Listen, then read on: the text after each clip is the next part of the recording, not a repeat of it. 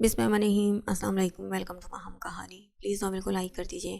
اگر آپ نے ابھی تک چینل کو سبسکرائب نہیں کیا تو سبسکرائب کر دیجئے، بیل آئیکن کو بھی کلک کر دیجئے گا۔ اس سے یہ ہوگا کہ ہر نئی آنے والی ویڈیو کا آپ کو نوٹیفیکیشن ملتا رہے گا۔ چلتے ہیں ناول کی طرف۔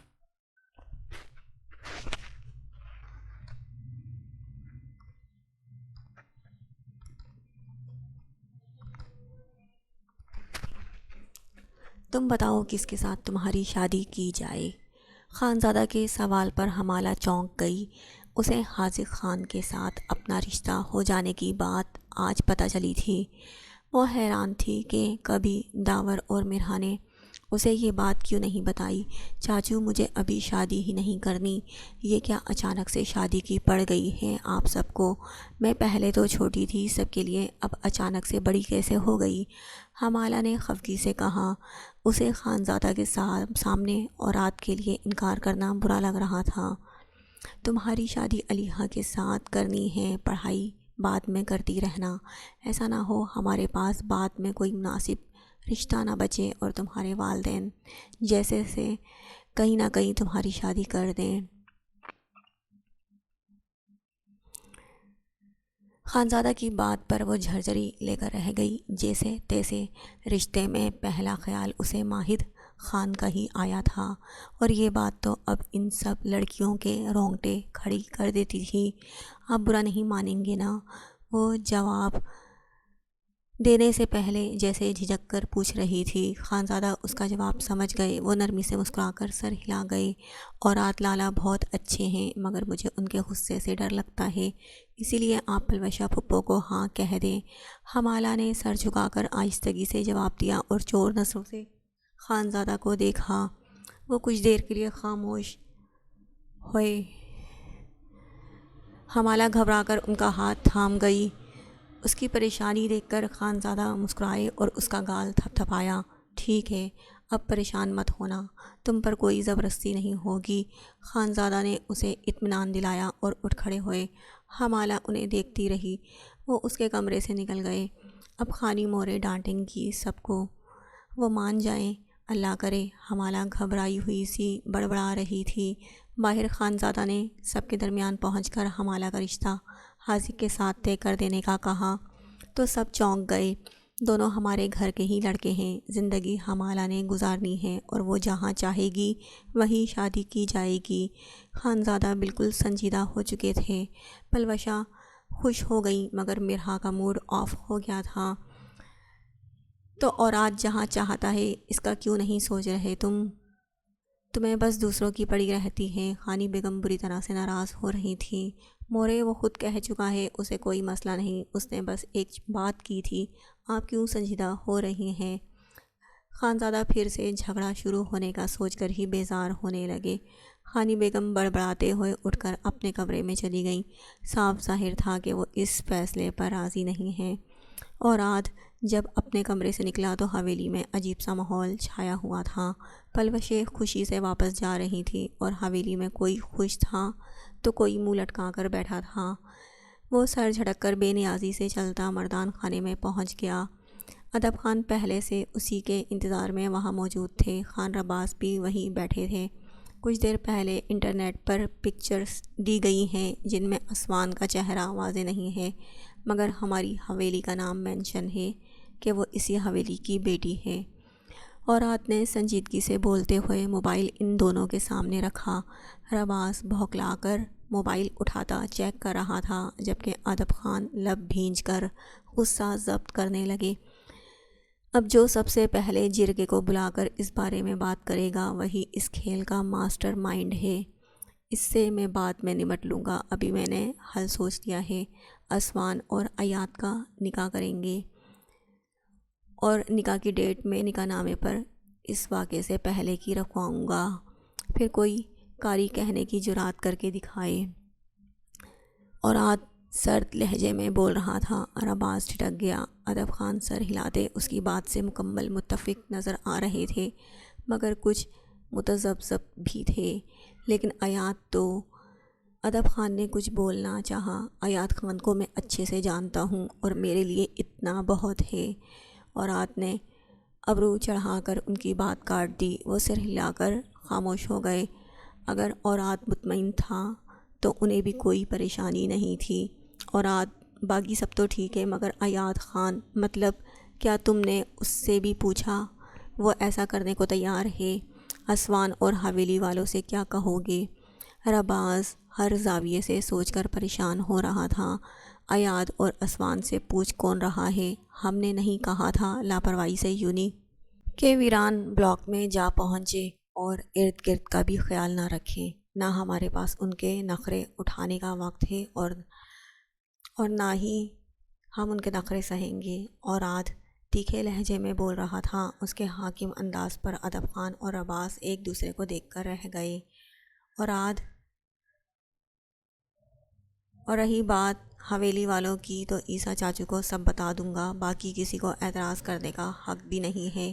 میرے لیے امپورٹنٹ یہ ہے کہ جرگہ بیٹھنے پر بابا سے سوال ہو تو وہ اعتماد سے جواب دیں، نہ کہ انہیں وضاحتیں دینا پڑیں۔ نکاح کر کے میں ان کو بھی یہ معاملہ بتا دوں گا۔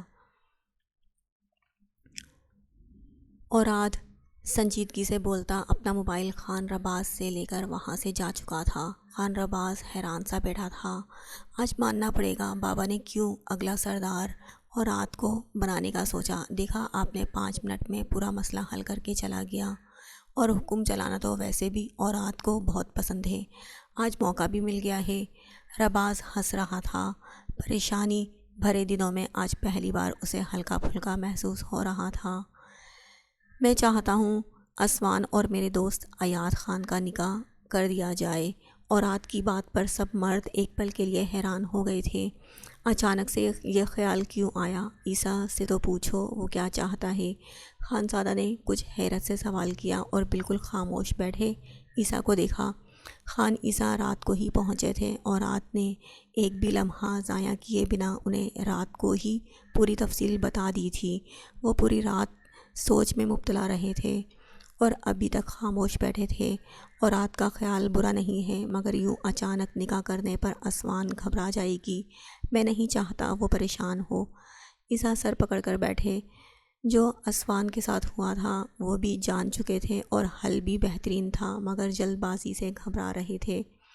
ویسے ہاں اچانک تو ہے، مگر یہ بھی غلط نہیں کہ سب بچیوں کو ان کے گھر کا کر دیا جائے۔ ادب خان بتا رہا تھا ہاشم خان اوچھے ہتھ کنڈوں پر اتر آیا ہے تو لڑکیاں محفوظ ہو جائیں، یہی اچھا ہے۔ خان موسیٰ بھی سنجیدگی سے بول رہے تھے۔ ہم کسی سے ڈرتے نہیں ہیں، ہاشم خان کی اوقات ہی کیا ہے؟ ابراہیم تب اٹھا تھا۔ ڈرتا کون ہے؟ مگر ایسے گھٹیا لوگ کوئی چال چل لیں تو سنبھلنے تک بدنامی ہو جاتی ہے۔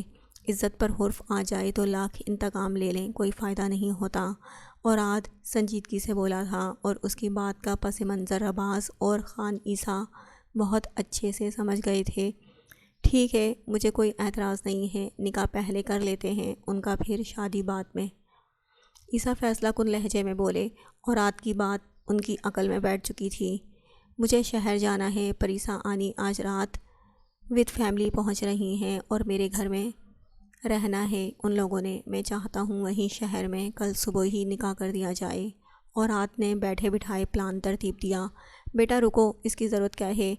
باقاعدہ رشتہ کر کے یہیں حویلی میں۔ خان عاذر نے اس کی جلد بازی پر اسے ٹوک کر اطمینان دلانا چاہا۔ حویلی میں نہیں، وہیں شہر میں کل ہی نکاح ہوگا، جس کو آنا ہو آ جانا، ورنہ بیٹھے رہیں۔ وہ دو ٹوک لہجے میں بولتا الٹا ان سب کو سنا رہا تھا۔ ٹھیک ہے بھائی، ہم سب پہنچ جائیں گے، اب غصہ مت کرو۔ خان یاور نے اس کا کندھا تھپک کر مسکراتے ہوئے کہا تو وہ سر ہلا کر اٹھ کھڑا ہوا۔ خانزادہ حیرت سے اسے دیکھ رہے تھے۔ وہ اب پھر سے باپ کو نظر انداز کرنے لگا تھا، پھر سے ضدی فیصلے لے رہا تھا۔ خانزادہ اس رویے کی وجہ جاننے سے قاصر تھے۔ اوراد مردان خانے سے نکل کر پروا کے کمرے میں جا پہنچا۔ لڑکیاں بھی وہیں موجود تھیں۔ مجھے اسوان سے بات کرنی ہے، تم لوگ باہر جاؤ۔ اوراد نے علیحہ کی جانب دیکھتے ہوئے کہا۔ سب کو جانے کا کہا۔ حمالہ کو اس بار اس نے بالکل توجہ نہیں دی تھی۔ وہ اٹھ کر چلی گئی تو پروا اور اسوان سوالیہ نظروں سے اسے دیکھنے لگی۔ اسوان، کل صبح تمہارا اور ایاد خان کا نکاح ہے۔ یہ فیصلہ نہایت مجبوری میں کر رہے ہیں۔ آئی ہوپ تم اس بات کو سمجھو گی۔ تو پلیز انکار مت کرنا، اپنی مرضی کرنے کا اب کوئی موقع نہیں رہا۔ اورات نے تمہید باندھتے بنا سنجیدگی سے اسے بتایا۔ اسوان منہ کھولے شاکڈ سی اسے دیکھ رہی تھی۔ پروا بھی بھوکلا کر رہ گئی تھی۔ مگر اوراد ایسے اچانک نکاح کرنے کی کیا ضرورت پیش آئی؟ کیا سب ٹھیک ہے؟ پروا کو گھبراہٹ ہونے لگی تھی۔ اچانک نکاح کرنے کا سوچ کر ہی انہیں وہم ستانے لگے تھے۔ اسوان کی بھی ابھی طبیعت ٹھیک نہیں تھی۔ آنی سب ٹھیک ہے، بابا چاہتے ہیں سب لڑکیوں کی شادیاں کر دی جائیں۔ سب کے رشتے ہو گئے اور اب شادی بھی ہے، مگر ایک اسوان رہ گئی تھی۔ ایاد خان میرا دوست ہے، میں اسے اچھے سے جانتا ہوں، آپ بھی مل چکی ہیں، اچھا رشتہ ہے اور جلدی نکاح کا فیصلہ بس میں نے یوں ہی لے لیا۔ وہ پروا کو آدھی ادھوری بات بتا کر اطمینان دلانے کی کوشش کر رہا تھا، پھر ہینڈ واچ پر ٹائم دیکھتا ان سے معذرت کر کے کمرے سے نکل گیا۔ اسے منانا یا سمجھانا نہیں آتا تھا اور اس وقت ان دونوں ماں بیٹی کو وہ کوئی وضاحت نہیں دینا چاہتا تھا۔ اس کے جاتے ہی پروا تو بے چینی سے ٹہلتی عیسیٰ کا انتظار کرنے لگی تاکہ ان سے تفصیل لے سکیں، جبکہ اسوان گمسم سی اپنی جگہ پر بیٹھی تھی۔ اسے لڑکے چھیڑنے کی کوشش کر رہے تھے مگر کچھ کر نہیں پائے تھے۔ ایاد خان نے اسے بچا لیا تھا اور بس کیا اتنی سی بات پر اس سے پوچھے بنا اس کا نکاح ایاد خان سے کیا جا رہا ہے یا کوئی اور وجہ تھی؟ وہ الجھ رہی تھی، پریشان تھی، مگر انکار نہیں کر پائی کیونکہ انکار کی گنجائش اورات نے چھوڑی ہی نہیں تھی۔ اس کا انداز بتا رہا تھا، وہ اسوان کے انکار کو بھی خاطر میں نہیں لانے والا تھا۔ سب کے نکاح ہو رہے ہیں، شادیاں ہو رہی ہیں اور مجھے فوراً بھیجنے کی تیاریاں کر رہے ہیں۔ الہام نے حویلی میں شور مچایا ہوا تھا۔ پریحان نے اسے دیکھ کر سر جھٹکا اور علی ہاں کا سامان چیک کرنے لگی۔ میں باہر سے شادی کر کے ہی واپس آؤں گا پھر، الہام نے ماں کو دھمکایا۔ وہ ہاتھ روک کر اس کی طرف مڑی۔ ٹھیک ہے، بس جاتے ہوئے اپنی دادی کو بتاتے جانا یہ بات، انہوں نے نہایت اطمینان سے جواب دیا تھا۔ میری بھی منگنی کر دیں ماما، میں ایک لڑکی کو پسند کرتا ہوں، شادی میں واپس آ کر ہی کروں گا، الہام نے ان پر اثر نہ ہوتا دیکھ کر التجائیہ لہجے میں کہا۔ سوچنا بھی مت، ابھی پہلے اورات کی شادی ہوگی، میں پہلے ہی اس کے لیے بہت ڈسٹرب ہوں، اور جس لڑکی کو پسند کرتے ہو اسے ابھی دل میں ہی رکھو، وقت آنے پر بتا دینا۔ پریحان جیولری کے باکس بند کرتے ہوئے سرسری لہجے میں بول رہی تھی۔ جانے دیں، آپ کو اب کچھ نہیں بتاؤں گا، بلکہ میں اب اسی سال باہر چلا جاؤں گا اور بالکل واپس نہیں آؤں گا، وہ ناراضگی سے بولتا دھپ دھپ کر کے کمرے سے نکل گیا۔ پریحان بے ساختہ دروازے کی سمت دیکھنے لگی، دل یکدم اداسی میں ڈوب گیا تھا۔ کیا واقعی اوراد کو حمالہ پسند تھی؟ وہ کچھ بتاتا کیوں نہیں؟ خاموش کیوں ہو گیا ہے؟ پریحان سر پکڑے بڑبڑا رہی تھی، دماغ اوراد پر ہی اٹک چکا تھا، اور ایک وہ تھا کہ بالکل نارمل ری ایکٹ کر رہا تھا جیسے کچھ ہوا ہی نہ ہو، مگر ہوا تو بہت کچھ تھا۔ نہ اس پر یقین کیا گیا تھا، نہ اس کی محبت کو قبول کیا گیا تھا، مگر وہ بنا احتجاج کیے چپ ہو گیا تھا۔ وہاں حویلی میں رونق لگی ہوئی تھی۔ زرشے نے حمینہ کو مائیوں کا جوڑا دے دیا تھا اور پلوشیں حمالہ کے لیے لے آئی تھی۔ پریسا ابھی پہنچی نہیں تھی اور اسوان اپنے کمرے میں اندھیرا کیے رو رہی تھی۔ اسے آج یقین آ گیا تھا ایقان کی بات پر، بیٹیاں ایسے ہی چپ ہو جایا کرتی ہیں، اور پھر وہ تو خود اپنے اس جلدی ہونے والے نکاح کی بڑی وجہ تھی۔ یہ سب اسی کی وجہ سے اس کے لیے کیا جا رہا تھا، لیکن اسے زبردستی ایاد خان سے جوڑا جا رہا تھا۔ وہ نکاح کرے گا، احسان لگائے گا اور ساری زندگی یہ احسان جتائے گا، تو پھر زندگی کیسی ہوگی؟ سوچ سوچ کر اسوان کا دماغ خالی ہو گیا۔ اوراد سر شام ہی تیار ہو کر شہر کے لیے روانہ ہو چکا تھا۔ راستے میں اسے ایاد کی کال آئی تو اس نے گہرا سانس بھر کر کال اٹینڈ کی۔ کس سے پوچھ کر میرا نکاح طے کیا ہے؟ ایاد اس کی توقع کے عین مطابق بھڑکا ہوا تھا۔ تمہارے باپ سے بات کی تھی، اورات نے اس کی حالت سے محظوظ ہوتے ہوئے اطمینان سے جواب دیا، نکاح میں نے کرنا ہے، میرے باپ نے نہیں۔ میں کسی کا زر خرید غلام نہیں ہوں کہ مجھ پر یوں حکم چلایا جائے۔ صاف الفاظ میں بتا رہا ہوں، کوئی اور انتظام کر لو۔ اوراد خانزادہ، کیونکہ میں نہیں آؤں گا نکاح کے لیے۔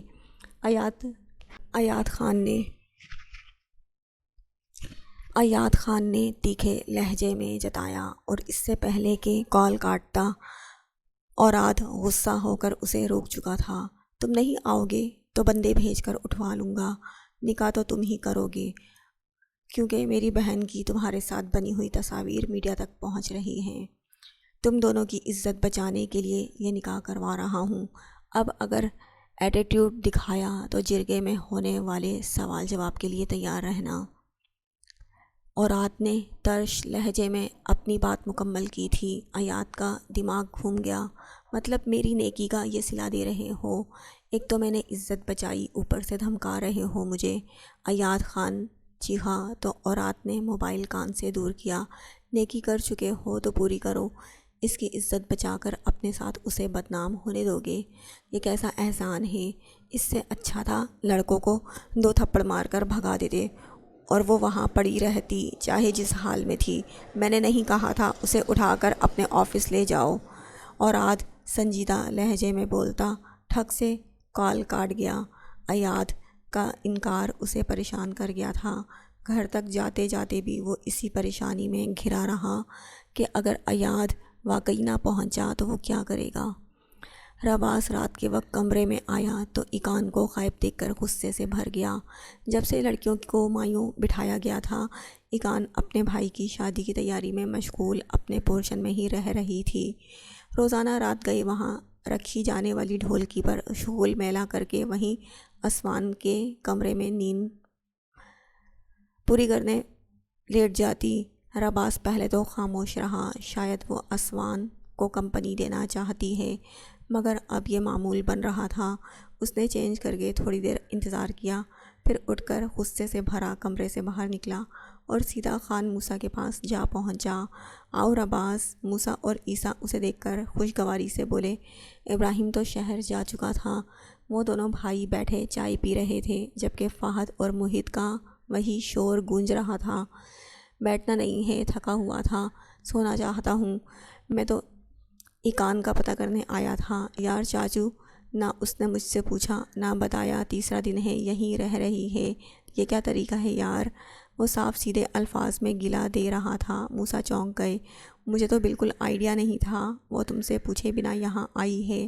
بیٹھو، میں بلواتا ہوں ایکان کو، موسیٰ سنجیدگی سے بولے اور زرشے بیگم کو آواز دے کر ایکان کو لانے کا کہا، جبکہ عیسیٰ مسکراہٹ دبائے نفی میں سر ہلا رہے تھے۔ ایسی بات تھی تو ایکان سے کہنا تھا، یوں سسر سے ڈائریکٹ کون گلے شکوے کرتا ہے؟ تم نئی نسل بھی انوکھی ہے۔ اب ایکان کی ناراضگی سہنا کچھ دن۔ عیسیٰ نے مدھم آواز میں رباس کو احساس دلایا۔ میں ناراضگی سہنے والا نہیں ہوں، مجھے بہت غصہ ہے اس وقت۔ اس کا کوئی ایک کام سیدھا نہیں ہے، ایسے سیدھی نہیں ہونے والی، اور ویسے بھی چاچو سے گلہ کر رہا تھا، سسر سے نہیں۔ رباس اپنے کیے پر مطمئن تھا۔ موسیٰ کے بلاوے پر ایکان آئی تو رباس کو دیکھ کر گڑبڑا گئی۔ وہ کڑی نظروں سے اسے گھور رہا تھا۔ ایکان، یہ کیا حرکت ہے؟ آئندہ رباس حویلی میں ہو تو اس سے اجازت لے کر یہاں آنا۔ تم شادی شدہ ہو، اب کیا یہ بات بھی ہمیں سمجھانا پڑے گی؟ زرشے، سمجھا دیں اس کو، وہ چاہے اس کے ماموں کا گھر ہو مگر سسرال بھی ہے اب۔ موسیٰ اچھے خاصے ناراض ہو رہے تھے۔ زرشے بھی معاملہ جان کر ایکان کو خفگی سے دیکھ رہی تھی۔ رباس سکون سے بیٹھا تھا۔ ایکان سر جھکائے خاموش کھڑی تھی۔ یہی حرکتیں ہوتی ہیں لڑکیوں کی، پھر شوہر غصہ کرے تو وہ برا، عقل جانے کہاں رکھ دی ہے اس لڑکی نے۔ جاؤ اب اور معافی مانگنا رباس سے۔ ثنا بیگم بھی ایکان کی لاپرواہی پر حیران ہو گئی تھیں۔ جب ہر طرف سے سبق مل گیا تو رباس اٹھا اور اپنے پورشن کی طرف بڑھ گیا۔ ایکان سر جھکائے اس کے پیچھے پیچھے اپنے کمرے تک گئی تھی۔ آئندہ ایسی غلطی مت کرنا ایکان، یہ کوئی طریقہ ہے تم بنا بتائے؟ رباس ناراضگی سے بولتے ہوئے پلٹا تو اس کا جملہ وہیں درمیان میں رہ گیا۔ ایکان منہ پر ہاتھ رکھے بری طرح رو رہی تھی۔ وہ گڑبڑا گیا۔ اچھا اب رونا تو بند کرو، مجھے غصہ آ گیا تھا اسی لیے لینے چلا گیا۔ وہ آگے بڑھ کر ایقان کے آنسو صاف کرتا نرمی سے بول رہا تھا۔ وہ اس کا ہاتھ جھٹک کر پیچھے ہوئی۔ رباز اس کی حرکت پر حیران ہوا۔ اتنا غصہ کیوں کر رہی ہو؟ بتا رہا ہوں میں، تم جو بنا بتائے۔ رباز کے رونے پر پشیمان ہوتا وضاحت دے رہا تھا۔ میں نے آپ کو میسیجز کیے تھے، آپ نے اوکے بھی کہا تھا۔ اسوان کو پتہ نہیں کیا ہو رہا ہے، وہ رات کو بری طرح میں نے آپ کو میسیجز کیے تھے، آپ نے اوکے بھی کہا۔ اسوان کو پتہ نہیں کیا ہو رہا ہے، وہ رات کو بری طرح ڈر جاتی ہے، سو نہیں سکتی، اسی لیے رکی ہوئی تھی وہاں۔ ایقان نے روتے ہوئے اسے بتایا تو وہ پریشان ہو گیا۔ اپنا موبائل اٹھا کر چیک کیا تو ایقان کے میسیج آئے ہوئے تھے جن میں اس نے اسوان کی حالت بتا کر اس سے اجازت مانگی ہوئی تھی، اور اس کا اوکے کا میسیج بھی موجود تھا۔ میں نے یہ میسیج کب؟ او گاڈ! رباز حیران تھا۔ اس نے میسیج نہیں کیا، یکدم اس کے دماغ میں جھماکا سا ہوا تھا۔ اس کا موبائل موہت نے اٹھایا ہوا تھا۔ اس نے میسیج دیکھ کر جواب بھی دے رکھے تھے۔ رباز بری طرح شرمندہ ہو گیا۔ آئی ایم سوری ایقان، میرا موبائل موہت کے پاس تھا اور میں نے کوئی پاس ورڈ نہیں لگایا ہوا، تو وہ میسیج دیکھ کر رپلائی کرتا رہا۔ یہ میسیج تو میں نے نہیں دیکھے تھے، ورنہ آج وہاں کبھی نہ جاتا۔ رباز شرمندگی سے وضاحت دینے لگا۔ وہ اسے نظر انداز کیے باتھ روم میں بند ہو چکی تھی۔ رباز لب کاٹتا اس چھوٹے سائز کے جن کو کوسنے لگا۔ سچائی سے انجان وہ ایقان کی سب سے عزت افزائی کروا بیٹھا تھا، اب بستر پر سر پکڑ کر بیٹھا ایقان کا انتظار کرنے لگا۔ وہ منہ دھو کر آئی اور ایک طرف بستر پر لیٹ گئی۔ ایقان آئی ایم سوری، مجھے واقعی آئیڈیا نہیں تھا۔ وہ اس کا ہاتھ تھام کر نرمی سے وضاحت دے رہا تھا۔ مجھے آپ پر یقین نہیں ہے، آپ نے وہاں سب کے درمیان مجھے شرمندہ کروایا۔ آپ مجھ سے اکیلے میں بھی تو سوال کر سکتے تھے، لیکن میں جان گئی ہوں آپ سب مرد ایک جیسے ہوتے ہیں، بیوی کو ذلیل کر کے تسکین حاصل کرنے والے۔ وہ روتے ہوئے اپنا ہاتھ کھینچتی ناراضگی سے بول رہی تھی، پاگل ہو گیا، ایسا کچھ نہیں ہے۔ ہاں مجھے اکیلے میں بات کرنی چاہیے تھی، مگر بس مجھے غصہ آ گیا۔ مجھے لگا تم بنا اجازت لیے وہاں رکی ہوئی ہو۔ اچھا سوری، میں غلط ہوں، میں معافی مانگتا ہوں۔ وہ معذرت بھرے لہجے میں بولتا اس کے ہاتھ تھام کر لبوں سے لگا گیا۔ ایقان کو اس کی معذرت جھوٹی لگ رہی تھی۔ وہ اپنے گھر والوں کے سامنے شرمندہ ہوئی تھی۔ اب کچھ دن اسے یہی لیکچر سننے کو ملنے والے تھے۔ وہ کروٹ بدلتی اس سے دور ہو گئی۔ یار مان جاؤ، کل سب کے سامنے معافی مانگوں گا اور اس جن کے بھی کان کھینچوں گا، غصے میں غلط کر بیٹھا ہوں، تم تو اچھی لڑکی ہو نا، معاف کر دو مجھے۔ رباز اس کے گرد بازو پھیلاتے ہوئے اسے اپنے حصار میں قید کرتا اس کے سر پر تھوڑی ٹکا کر معافی مانگنے لگا۔ ایقان اس کا حصار توڑنے کی کوشش کرتی غصہ ہو رہی تھی۔ رات گئے تک وہ لڑ جھگڑ کر سو گئی، مگر راضی نہیں ہوئی تھی۔ اس کی بند آنکھوں کو چھوتا رباز آہ بھر کر رہ گیا۔ اب عیسیٰ کی بات یاد آ رہی تھی، یعنی دو تین روز ایقان کو منانے میں ہی گزرنے والے تھے۔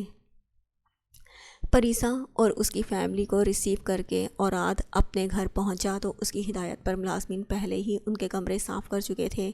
تم تو بالکل حدید انکل کی کاپی لگ رہے ہو، کیف اس سے ملتا ہنس کر بولا تو وہ مسکرا کر سر ہلا گیا۔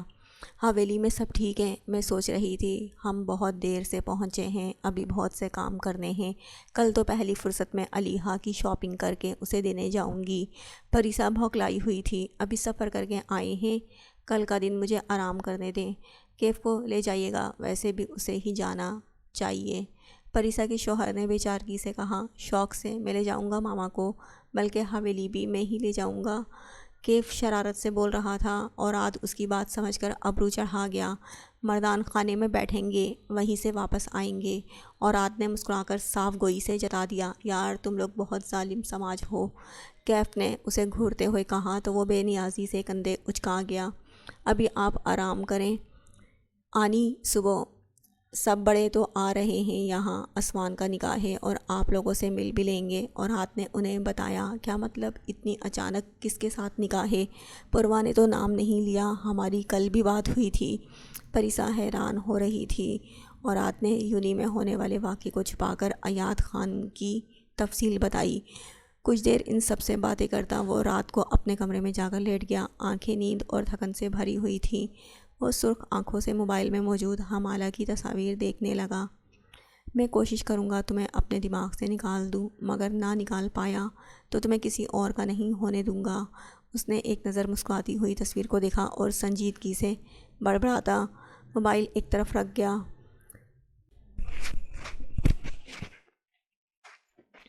اگلے روز صبح صبح اس کی آنکھ دروازے پر ہوتی دستک پر کھلی۔ اس نے اٹھ کر دروازہ کھولا تو سامنے کیف کھڑا تھا۔ حویلی والے آ چکے ہیں اور سننے میں آیا ہے کہ اس افراتفری والے نکاح کے پیچھے تمہارا ہاتھ ہے۔ سب کو بھگا کر خود نیند پوری کر رہے ہو۔ کیف نے ابرو چڑھا کر اس سے سوال کیا تو اس نے چونک کر گھڑی پر وقت دیکھا۔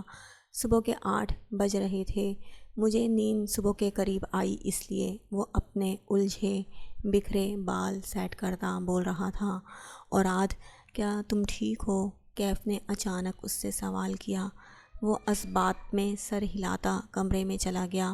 ٹھیک ہوں، مجھے کیا ہونا ہے، بس مجھے الہام اور رباس لالا کی طرح ہنسنا بولنا نہیں آتا۔ وہ اپنا ڈریس نکالتا سنجیدگی سے بول رہا تھا۔ جانتا ہوں تم سنجیدہ مزاج ہو، مگر سنجیدگی اور اداسی میں فرق ہوتا ہے۔ کیف کی بات پر اوراد ایک پل کے لیے رک سا گیا تھا۔ میں بھی تمہارا بھائی ہوں اوراد، کوئی پریشانی ہے تو مجھے بتاؤ۔ اوراد نے پلٹ کر کیف کو دیکھا۔ ایسی کوئی بات نہیں ہے بھائی، میں تیار ہو کر آتا ہوں، وہ مدھم لہجے میں بولتا باتھ روم میں بند ہو گیا۔ کیف پرسوچ نظروں سے اس کی تصویر کو دیکھتا رہا، پھر سر جھٹک کر کمرے سے نکل گیا۔ پریحان اور پوروا کے ساتھ اسوان بھی شہر سے آ چکی تھی اور حویلی کے سب مرد بھی موجود تھے۔ ادب خان نکاح خواں کا انتظام کر چکے تھے۔ اوراد عین وقت تک باہر گیٹ کے پاس ٹہلتا رہا۔ وقت ہو چکا تھا مگر ایاد خان نہیں پہنچا تھا۔ وہ وقت گزرنے کے ساتھ ساتھ خطرناک حد تک سنجیدہ ہوتا جا رہا تھا۔ اوراد کیا تم نے ایاد خان سے بات کی تھی؟ خانزادہ کی آواز پر وہ چونک کر پلٹا اور باپ کو دیکھنے لگا۔ جی کل ہی بات ہوئی، وہ سنجیدگی سے بولا۔ تو پھر وہ آیا کیوں نہیں؟ کیا اس کی مرضی شامل نہیں ہے؟ یہاں کیا چل رہا ہے آخر؟ خانزادہ بھی سنجیدہ ہو چکے تھے ان کے سوالات پر۔ اوراد نے لب بھینچ کر ایک نظر پھر سے بیرونی دروازے کو دیکھا۔ اس کی مرضی بھی شامل ہے، ظاہر ہے، بس شاید وہ بزی ہو یا پھر۔ اوراد سمجھ نہیں پا رہا تھا کیا بات کرے۔ ایاد خان پر اسے شدید غصہ آ رہا تھا۔ میں بچہ نہیں ہوں اوراد، تم نے ایک ہی دن میں فیصلہ کر لیا اور لڑکا ابھی تک آیا نہیں۔ حویلی میں نکاح کرنے کے بجائے شہر میں خاموشی سے نکاح کروا رہے ہو۔ اسوان کی طبیعت ٹھیک نہیں اور واضح ہے کہ وہ اس نکاح سے خوش بھی نہیں ہے، مگر وہ خاموش ہے اور عیسیٰ چپ چپ سا ہے۔ کیا چل رہا ہے؟ کوئی پریشانی ہے تو بتاؤ، کیا کچھ ہوا ہے؟ تم سب اپنا فیصلہ تھوپ نہیں سکتے اوراد، خانزادہ سنجیدگی سے بول رہے تھے۔ وہ گہرائی سے ہر بات کو جان چکے تھے۔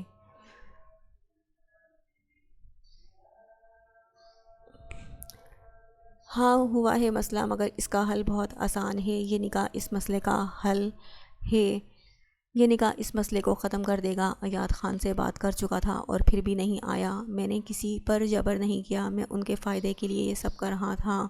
اوراد غصہ دبائے سپاٹ لہجے میں بولتا خانزادہ کو ساری بات بتاتا چلا گیا۔